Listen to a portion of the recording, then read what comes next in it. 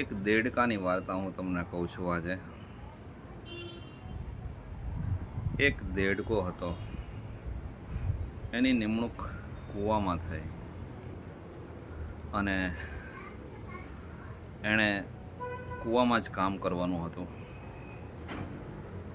એની જેવી નિમણૂક કૂવામાં થઈ એને બીજા પણ ઘણા બધા દેડકાઓ મળ્યા કે જે ઘણા વર્ષોથી કૂવામાં કામ કરતા હતા.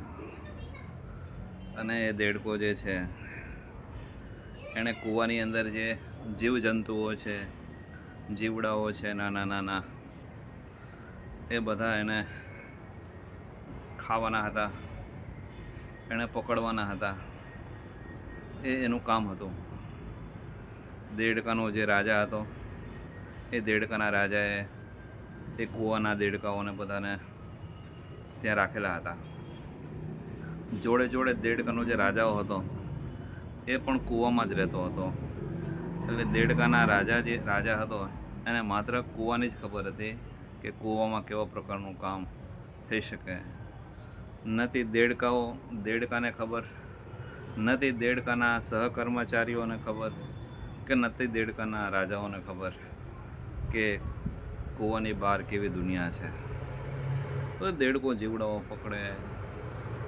એક દેડકો જીવડો પકડીને લાવ્યો અને રાજા કહેવા લાગ્યો વાહ વાહ. બીજા કર્મચારી પણ કહેવા માંડ્યા વાહ વાહ. પછી એક દિવસ બીજા દેડકાએ શું કરવું હતું, એણે બીજા પ્રકારના જીવડા પકડ્યા. બધા કે વાહ વાહ, બહુ મસ્ત જીવડા પકડ્યા, વાહ વાહ, આમ કરવા માંડ્યા બધા. પછી એક દિવસ એ દેડકાનો બીજો એક એની જોડે કામ કરવાવાળો કર્મચારી હતો, એણે પણ જીવડા પકડ્યા.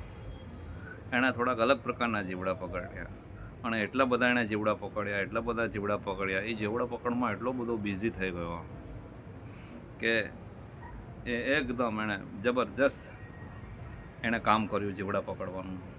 તો એનાથી તો બધા જ એના કર્મચારીઓ એને કહેવા માંડ્યા વાહ વાહ, વાહ વાહ, વાહ વાહ.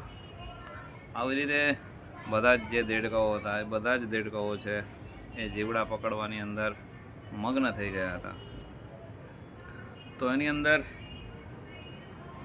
એક દિવસ એવું બન્યું કે એ જે દેડકો છે એ દેડકો એક દિવસ એવું થયું કે એક બહેન પાણી ભરવા આવી હશે અને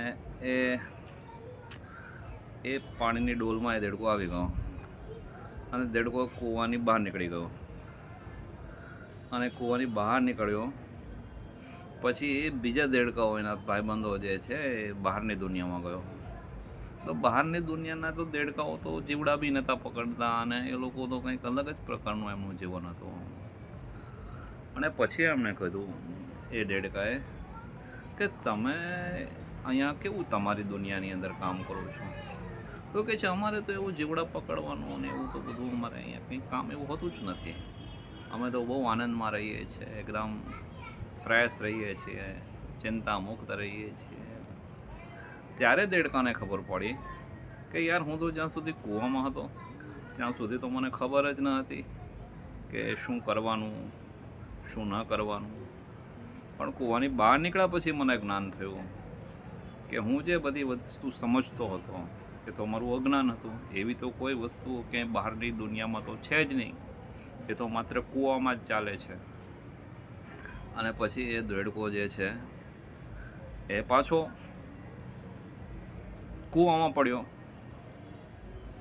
પડ્યો અને એના સાથી કર્મચારીઓને, એના જે માલિક હતા એને, રાજાને, બધાને કહેવા માંડ્યો કે યાર, આ બધું તો કરવાનું નથી હોતું. બહારની દુનિયાના તો બધા જે ડેવલપ દેડકા છે એ ડેવલપ દેડકા તો આવું કંઈ કામ નથી કરતા. પણ જે કૂવામાંના દેડકા હતા ને એ બધા દેડકાએ કોઈ એનું માન્યા નહીં. એ કહે છે કે યાર, કાંઈ એવું ન હોય, આપણે આ રીતે જ વર્ષોથી કામ કરીએ છીએ અને આપણે આ રીતે જ કામ કરવાનું હોય. આપણું જીવડા જ પકડવાના છે, આપણે એની પ્રત્યે નિષ્ઠા બજાવવાની છે. જેટલા આપણે જીવડા વધારે પકડશું એટલા આપણે રાજાને વધારે ગમીશું. એટલે કોઈ પણ દેડકાઓ એનું માન્યા નહીં. પહેલાં દેડકાને થયું કઈ રીતે સમજાવવું આ લોકોને અને એણે કહ્યું કે તમે જ્યારે કૂવામાંથી બહાર નીકળશો ને ત્યારે તમને જ્ઞાન થશે સત્યનું. પણ પહેલાં તો કૂવામાંના દેડકા હતા, એટલે એમને તો બિલકુલ જ્ઞાન ન થયું. તેઓ અજ્ઞાનીઓ જ રહ્યા. અને કૂવામાંનો જે દેડકો હતો એ જ્યારે બહારની દુનિયામાં જઈને કૂવામાં આવ્યો તો પણ એને કૂવાનું જ કામ કરવું પડ્યું, કારણ કે કૂવામાં એ રહેતો હતો એટલા માટે.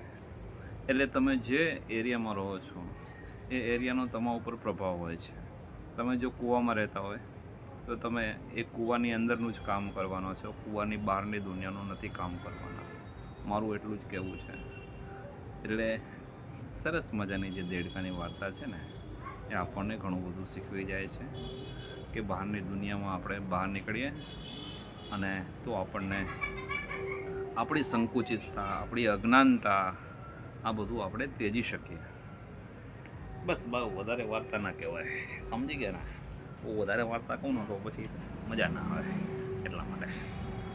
જોકે આ વાર્તા ઘણાને તો નહીં ગમી હોય, કારણ કે બંધ બેસતી ટોપી ઓઢી લેવાવાળા ઘણા બધા હોય છે.